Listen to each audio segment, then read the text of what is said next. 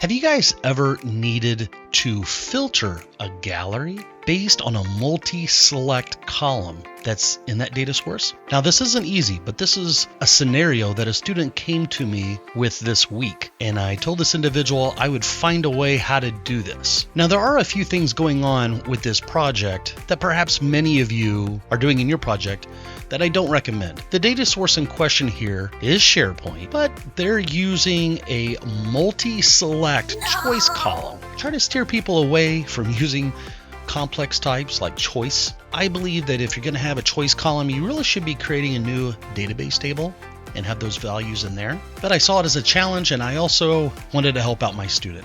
So take a look at what's on the screen here. Now, I am using a form here that's something else I typically don't use, and I try to steer people away from. And that's not a topic that I'm going to delve into in this video. Now, I have a gallery on the left side, and the data source being used is this SharePoint list called My List with Choices.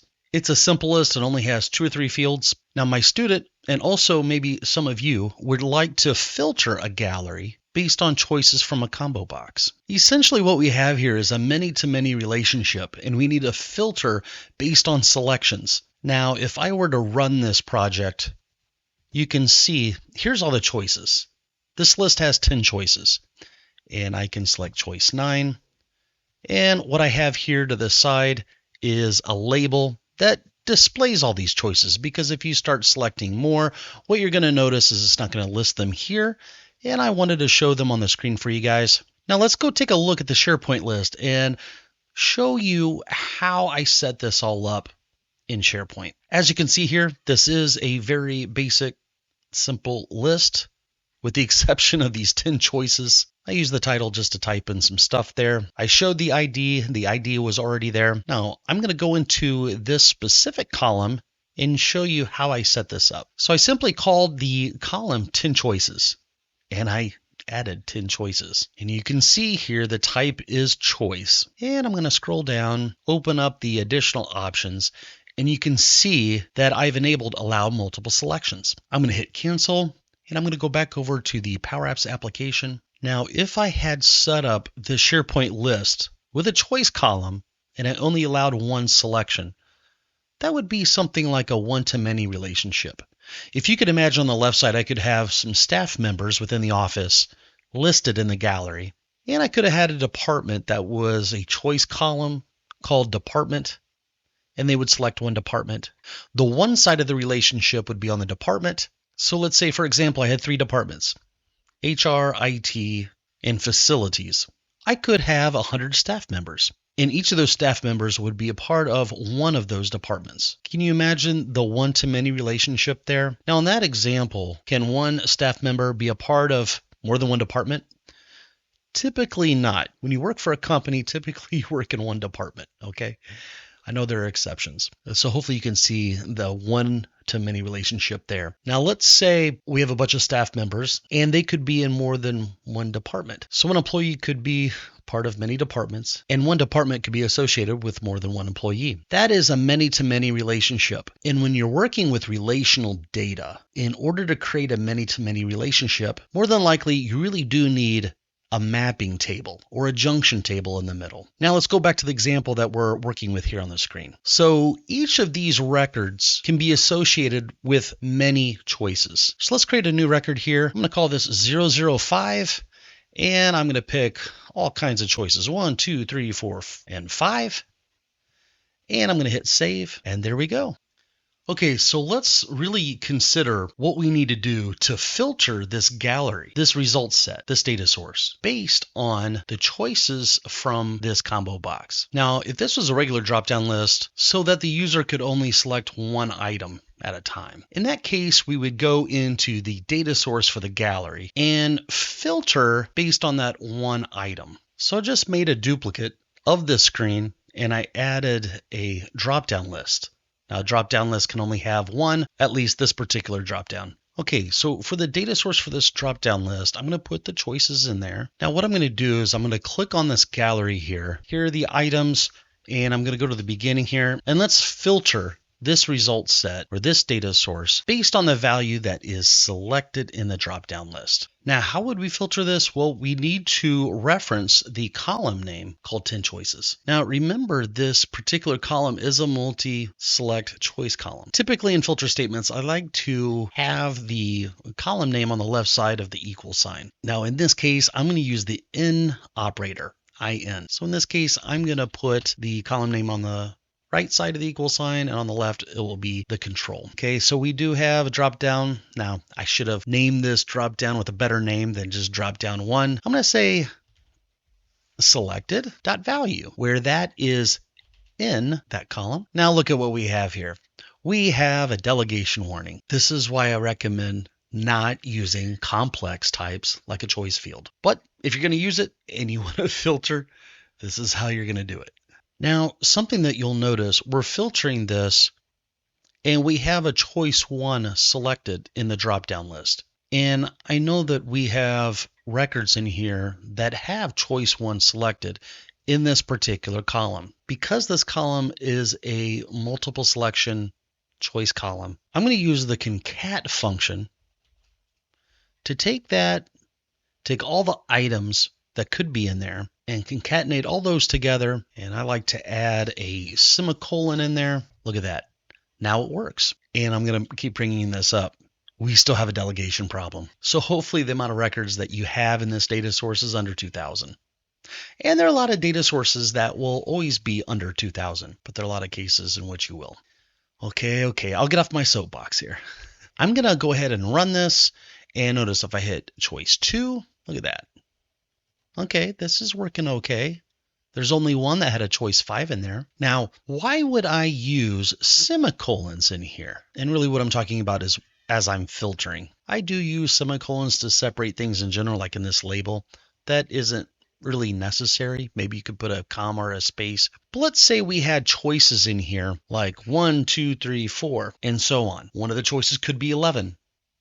And then you could pick an item 1 in a choice, and guess what? A 1 is found in 11. So in that case, we could add in a semicolon here just to make sure that you won't have a bug in that particular scenario. So even though we got this to work, this really doesn't fit the bill for what was needed this week for this student. She had a multi-select column where she wanted to select multiple items. And if there was an item where choice 2 is in there, now what she needed was if any of these choices were found in any of the choices down here, she wanted to display them here in this gallery.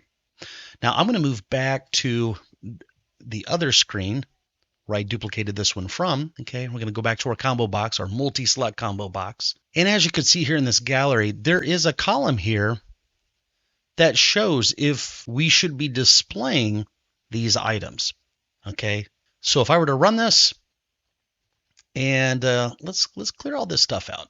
Okay, so now we have no items selected there. Let's say we want to look at all the items, all the records where choice 1 has been selected. And in this case, we have 5 records. All of them have choice 1. Now, let's take out choice 1 and look at choice 5. Now, at this point, I'm not filtering this gallery just yet. I want to show you how this all works and make it very simple, straightforward, and evident visually. You see, we have this column true. So we can actually filter based on this column, based on how I have things set up. In fact, I have a column called show this. Now, the show this column is not in the SharePoint list. What I used was the add columns function within PowerApps. Now, before I show you the code for the items property of this gallery, I just want to show you again how this all works. Let's say we select 1 and 5. Okay, well, all these rows have 1, but let's click on this record number 4, and let's take out number 1 here, and we'll save it. So we have 1 and 5. So you see this record here no longer has the 1 and does not have 5. So we have a false value there. So we are comparing many items to many items. And when I say many, I'm not saying there's a lot of them in there. I'm just saying that there could be more than one. which is what's meant in relational database theory and concepts. That's what many means. Could be 1, could be 2, could be 200, could be 2,000. Okay, are you guys ready to see how this all works? This is the final reveal. I've showed you everything except this. I'm going to open up the code. Now, in order to see all this code together, I had to zoom out quite a bit. But I wanted you guys to be able to see all this in one shot. So this is my SharePoint list name, my list with choices. And as I told you before, we are using add columns. And the first column that I added is called show this. This is the value for that column. So what I did here was I have a loop that goes through each of the 10 choices. Now, originally I had worked up this example code where it was a people picker that allowed multiple selections. So that's why I have my person. Let's say my choices, and I'm going to replace those so this makes a little better sense. So for this column, show this, I do have a loop based on a distinct function. Now, why would I use distinct? I was just looking to take the choices. Now, what distinct does do is it could take a table type of value and it effectively turns it into a one-column table. Now, if you think about it, the 10 choices column is a multi-selection choice column that only has one column anyway. But realize if you're using a people picker, each choice could have several values like display name or mail or claims. So writing it this way not only works with this type of choice column, but a more complex choice column as well. And then down here, I use distinct again because the combo box is using the same choice columns. And because you can have multiple selections, that's a table value as well. And if that was a people picker or a complex type, like a person or group type of column, it's going to reduce it down to one column, the one in which you're looking for. And notice that I append a little semicolon on there. Now just imagine you work in a large organization and there's a John Smith, and then there's another John Smith, the second. Anything that we can do to avoid possible future bugs is a good thing to put in. So that is just one of the columns that I added. Then I have another column down here, show matches. And it does something very similar. Now, if we go back to the gallery, you'll notice here, this is the output for these two columns. In fact, if I go back and click on this label, I'm going to hit Control-0 to sort of zoom in a little bit there. We're concatenating the 10 choices, putting the semicolon on there, and then we have this show this, of which we can filter on. Okay, so I'm going to move these labels around a little bit because I want to add another label on here. So we do have, so this is show this, and we also have show matches. So just to show you what that added column does here, this is showing the matches for each item that we have in that record for the multi-select choice column. You see that we're comparing the choice 1 and choice 5. So there's a choice 1, and that's a match. Down here, there's a choice 1 and a choice 2. So that matches on the choice 1, but the choice 2 does not match. On the choice 1, there's a match. On the choice 2 and 3, there is no 2 and 3 up here, and so on. What we should probably do is do a filter on show this. So let's add that filter, show this. Now, if I run this, if I take out the choice 5 and just leave 1, only the records that have 1 are there. There's 2. And let's look at 5. Okay, there's only 1 with 5. Click on 4. And just one more time, I'm going to go back to the SharePoint list and show you how everything is set up, just in case if you want to create this yourself in your own SharePoint list. And the only thing that I added here was simply the 10 choices column. And as you can see here, there's the 10 choices. Thanks for watching.